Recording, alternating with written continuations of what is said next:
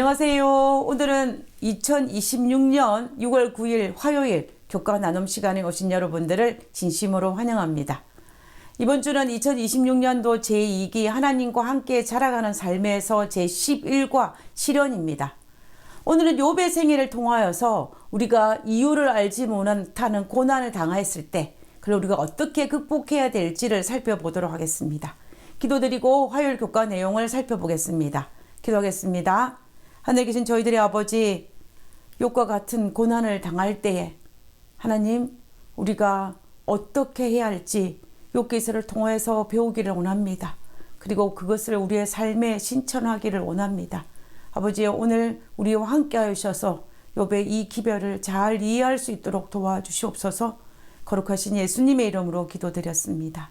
아멘. 오늘 화요일 교과의 제목은 욥입니다. 오늘은 우리가 익히 잘 알고 있는 욥의 생애를 통해서 고난의 이유를 이해할 수 없는 그 고난 중에서도 끝까지 하나님을 붙잡는 것이 얼마나 중요한지에 대해서 살펴보고자 합니다. 아마도 성경에 기록된 수많은 인물들 중에서 고난하면 제일 먼저 떠오르는 인물을 꼽는다면 아마 욥일 것입니다. 욥은 하루아침에 거의 모든 것들을 다 잃었습니다. 재산도, 자녀들도, 건강도 다 잃었습니다. 몸에는 악성 종기가 생겨서 기와 조각으로 몸을 긁으며 제 가운데 앉아 있었다라고 합니다. 이런 상황 속에서 위로와 힘이 되어 주어야 할 아내도 위로와 힘이 되어 주어기는커녕 어떻게 말합니까? 여기서 2장 9절에 그 아내가 그에게 이르되 당신이 그래도 자기의 순전을 굳게 지키느뇨 하나님을 욕하고 죽으라. 얼마나 처절한 상황입니까? 그런데 더 힘든 일이 또 남아 있었습니다. 친구들이 찾아온 것입니다. 아마도 처음에는 괜찮았을 것입니다. 친구들은 욥의 고난통이 너무 커서 아무 말도 하지 못한 채 일주일 함께 앉아 있었다라고 했습니다. 아마 그때 욥에게 위로가 되었을 것입니다. 그런데 친구들이 입을 열기 시작하면서 문제가 다시 시작되었습니다. 욥의 친구들은 욥에게 닥친 이 불행에 대해 인간적인 이유를 제시하려고 노력했습니다. 그들은 욥을 위로하기보다는 정죄하기 바빴습니다. 하나님이 괜히 이런 고난을 너에게 허락하시겠어? 분명 숨겨진 죄가 있을 거야. 빨리 회개해. 결국 친구들은 욥의 상처에 소금을 뿌리고 있었습니다. 친구들의 의도와 달리 욥의 고통은 더 가중되었습니다. 친구들이 나쁜 의도로 이렇게 하지는 않았을 것입니다. 그러나 욥에게는 상처가 되었습니다. 오늘 우리도 살아가다 보면 욥처럼 이해할 수 없는 시련을 만날 때가 있습니다. 그리고 때로는 그 상황보다 사람들의 말이 더 아플 때가 있습니다. 이런 상황 속에서 욥기서에서 나오는 욥을 통하여서 우리가 어떻게 하나님을 붙들어야 하는지 함께 묵상해 보고자 합니다. 첫째는 고난은 하나님께 버림받았다라는 뜻이 아니라는 것입니다. 욥의 친구들은 단순하게 생각했습니다. 고난은 하나님의 벌이라고 말입니다. 그러나 성경은 욥의 고난은 단순한 하나님의 벌이 아니었습니다. 사탄은 욥을 무너뜨리려고 했습니다. 하나님을 떠나게 만들려고 했습니다. 왜요? 하나님이 욥을 떠나지 않기 때문에. 그래서 욥 스스로 하나님을 떠나려고 만들려고 했던 것입니다. 이것이 사탄의 목적입니다. 사탄의 목적은 지금도 동일합니다. 고난을 통하여서 우리의 마음속에 하나님의 사랑에 대한 의심을 품게 하는 것입니다. 그리고 결국에 가서는 우리가 하나님을 떠나게 만드는 것이 바로 사탄의 목적이라는 것입니다. 그렇지만 현실은 우리의 고난 속에 하나님이 우리를 버리신 것도 아니고 잊어버리신 것도 아니고 떠나신 것도 아닙니다. 우리 하나님은 우리가 알지 못할 뿐이지, 우리가 인지하지 못할 뿐이지 우리를 위해 더 큰 계획을 계획하시고 일하시고 계신다라는 것입니다. 이것을 믿고 하나님을 붙드는 그것이 바로 믿음입니다.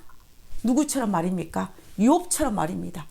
내가 이해되지 않을지라도 끝까지 붙드는 것이 바로 욥의 믿음입니다. 욥은 자신이 당하는 이 상황을 전혀 이해하지 못했습니다. 도무지 알지 못했습니다. 내게 왜 이런 일이 일어났을지 알지 못했습니다. 그래서 욥은 욥기서 23장 8절에 그런데 내가 앞으로 가도 그가 아니 계시고 뒤로 가도 보이지 아니하며 라고 한탄하지 않습니까? 우리는 이 성경 구절을 통해서 욥은 자기가 당한 이 모든 고통을 이해할 수 없었다라는 것을 알 수가 있습니다. 그러나 그럼에도 불구하고 욥은 뭐가 있었습니까? 하나님에 대한 믿음이 있었습니다. 여기서 23장 9절과 10절에 보면 그가 왼편에서 일하시느냐 내가 만날 수 없고 그가 오른편으로 돌이키시나 배울 수가 없도다. 나의 가는 길을 오직 그가 아시나니 그가 나를 단련하신 후에는 내가 정금같이 나오리라. 9절과 10절 사이에는 그러나라는 접속사가 빠진 것 같습니다. 이 현실 속에서는 하나님이 보이지 않는 것처럼 보이고 기도 응답이 없는 것처럼 보이지만 그러나 그럼에도 불구하고 하나님께서 자신을 잘 아신다라고 믿는 믿음을 가진 것이 바로 욥의 믿음입니다. 욥이 이 믿음을 고백하고 있는 것입니다. 그래서 욥의 믿음은 이해되지 않아도 하나님을 붙드는 것입니다. 욥의 믿음은 하늘이 닫힌 것처럼 보여도 기도를 멈추지 않는 것입니다. 욥의 믿음은 눈물이 흘려도 하나님의 손을 놓지 않는 것이 바로 욥의 믿음입니다. 사람들은 간혹 이렇게 이야기합니다. 나는 보는 것만 믿고 아는 것만 믿고 이해되는 것만 믿는다고요. 그러나 이 말이 얼마나 어리석은 말인지 아십니까? 우리가 보는 거, 아는 거, 이해되는 것은 온 우주에서 일어나는 일들의 극히 작은 일부분밖에 되지 않는다라는 것을 말입니다. 바닷가에 넓게 펼쳐져 있는 백사장의 모래 하나를 알고서 나는 내가 알고 있는 것만 믿는다라고 말한다면 이 말이 얼마나 어리석다라고 생각하지 않을 수 있겠습니까? 그래서 아는 것만, 이해되는 것만, 보는 것만 믿는다는 것은 어리석은 믿음인 것입니다. 우리가 보지 못하고 이해되지 못하고 우리가 알지 못한다 할지라도 하나님을 붙들고 믿는 그 믿음이야말로 참으로 위대하고 크다라고 볼 수 있습니다. 그리고 욥은 자신이 비록 이해되지 않는 고난 속에 있다 할지라도 하나님을 원망하지 않았습니다. 아마 욥도 너무너무 힘들고 괴로웠을 것입니다. 부모의 죽음은 추억이 된다고 하지만 자식의 죽음은 가슴에 박힌다라는 말이 있지 않습니까? 그럴 정도로 아픈 현실인데 모든 자식을 잃은 욥이 고통스럽지 않다, 절망스럽지 않다라고 말할 수 없을 것입니다. 그런 이런 절망스럽고 얼마나 좌절스럽고 고통스러웠다는 것은 의심할 필요가 없습니다. 그러나 그럼에도 불구하고 자신의 겉옷을 찢고 머리털을 밀 만큼 고통스러웠을지라도 불구하고 욥은 하나님을 원망하지 않았다라는 것입니다. 욥기 1장 20절과 21절에 보면 욥이 일어나 겉옷을 찢고 머리털을 밀고 땅에 엎드려 경배하며 가로되 내가 모태에서 적신이 나싸운즉 또한 적신이 그리로 돌아가올지라. 주신 자도 여호와시오 취하신 자도 여호와시오니 여호와의 이름이 찬송을 받으실지니이다 하고, 이것이 욥의 위대한 믿음입니다. 아브라함이 자기 아들 이삭을 바칠 수 있는 믿음 또한 이 믿음입니다.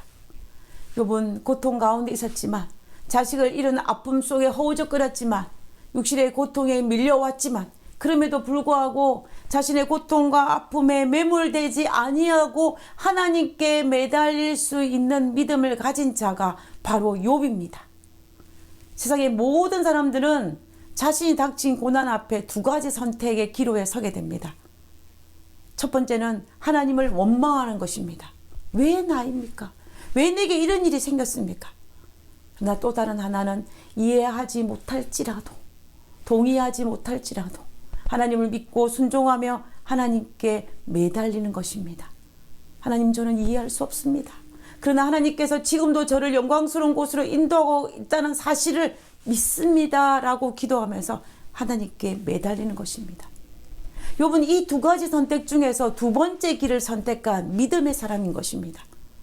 바울은 고린도후서에서 이렇게 기록했습니다. 고린도후서 4장 17절에 우리의 잠시 받은 환난에 경한 것이 지극히 크고 영원한 영광에 중한 것을 우리에게 이루게 함이니. 지금 우리가 겪고 있는 아픔이 너무 크게 느껴집니다. 하지만 하나님은 영원한 관점에서 우리를 바라보십니다. 지금은 이해되지 않아도 하나님은 결국 우리에게 영원하고도 엄청난 영광을 가져다 주실 것입니다. 욥의 생애도 처음에는 이해되지 못하고 고난 가운데서 허우적거릴지라도 믿음을 선택하였습니다. 그러나 마지막에 가서는 하나님을 더 깊이 알게 되었습니다. 욥기 42장 5절에 내가 죽게 되어요 귀로 듣기만 하였사옵더니 이제는 눈으로 주를 배움나이다. 욥의 생애도 이 고난이 이전보다 더 깊은 믿음으로 하나님을 만나게 해주었습니다. 그러므로 우리도 욥처럼 우리에게 닥친 이 고난을 통하여서 우리가 이해되지 않을지라도 하나님을 믿음으로 말미암아 내가 가는 길은 주께서 하시다니 단련하시는 후에 내가 정금같이 나오리라고 고백하며 끝까지 믿음 안에 거하며 정금 같은 믿음을 소유하게 되시기를 간절히 바라며 오늘 교과를 마치도록 하겠습니다. 기도하고 마치겠습니다. 어떤 때는 하늘이 보이지 않는 것처럼 마음이 무겁고 답답할 때가 있습니다. 거기에 저희 잘못이 더해지면 어떻게 해야 할지 알 수가 없습니다. 우리가 겪는 어려움에도 하나님께 더 굳게 매달리게 도와주시고 사랑으로 이끌어 주옵소서. 하늘에 저희들의 아버지 욥의 생애를 묵상합니다. 아버지 욥이 이해되지 않은 상황 속에서도 하나님을 믿으며 하나님께 매달리는 그 신앙을 가진 것처럼 그 믿음을 가진 것처럼 아버지여 우리도 동일한 그 믿음을 가지게 하시고 마침내 정금같이 나와서 내가 눈으로 예수님을 보나이다 라고 고백하는 저희들이 될 수 있도록 도와주옵소서. 오늘도 우리와 함께 하시는 하나님을 인하여 감사드리며 거룩하신 예수님의 이름으로 기도드렸습니다. 아멘.